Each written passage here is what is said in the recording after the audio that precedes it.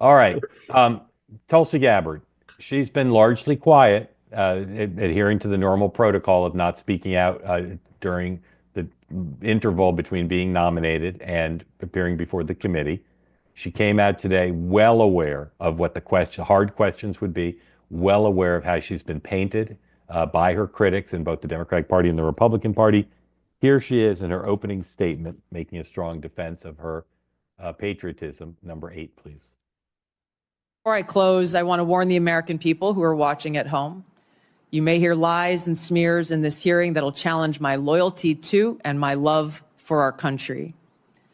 Those who oppose my nomination imply that I am loyal to something or someone other than God, my own conscience, and the Constitution of the United States, accusing me of being Trump's puppet, Putin's puppet, Assad's puppet, a guru's puppet, Modi's puppet, not recognizing the absurdity of simultaneously being the puppet of 5 different puppet masters.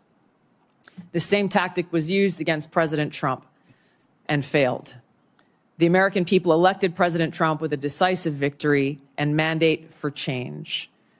The fact is, what truly unsettles my political opponents is I refuse to be their puppet.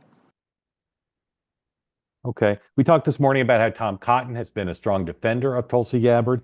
Chairman of the committee will carry a lot of sway. Here is Tom Cotton defending her on number 9, please. I'm dismayed by the attacks on Ms. Gabbard's patriotism and her loyalty to our country.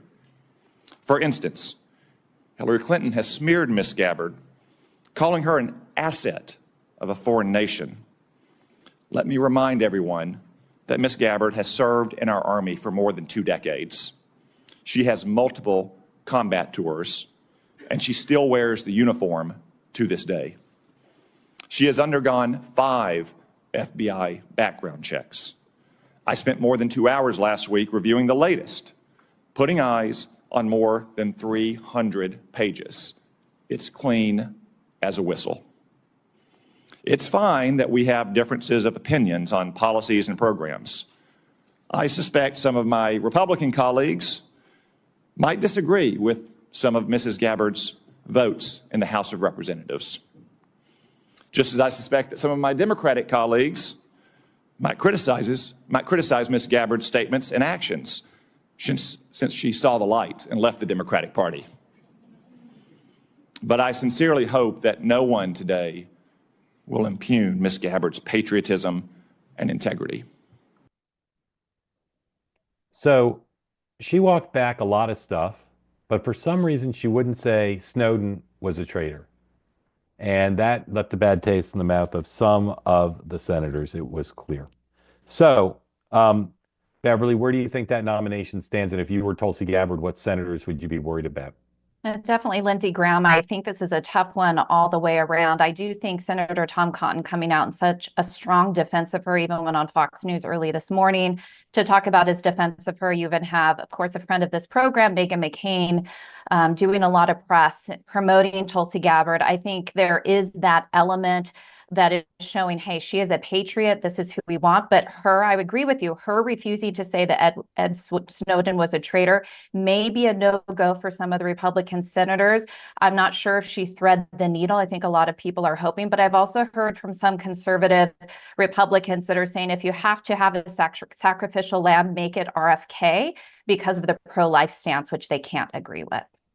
Yeah. Mark, what's your sense of how enthusiastically the White House will fight for her if they need to go hand-to-hand combat to win over enough senators? The last time I asked them that question, they were like, we're all in, it's going to happen. But let's see now. I don't think that this committee meeting went very well because there were very few of these sort of overly friendly questions from her side. Like you saw with RFK in his hearing, a lot of the Republican senators would tee up just how great RFK was. You see the same thing with Kash Patel. You don't really see that with Tulsi Gabbard because the Intelligence Committee is a little different. It's very in line with the intelligence community, and the intelligence community clearly doesn't like Tulsi Gabbard. So it's a problem. Maybe she gets out of committee, but after that, it does look, even if that happens, that the White House is going to have to do some work They had thought for a while that all of their nominees were going to make it. If I ask them that question again, they'll say yeah. But they did acknowledge that of all of their nominees, she would face the most turbulence, and she is. Ray, do you think she's going to be confirmed? Yes, I think this reminds me of Hegseth, and I think she gets in. I think a line that may have helped her a lot was "I'm not Trump's puppet," which I think goes a long way with the Hmm. folks in the Intelligence Committee, who are more aligned with intelligence gathering.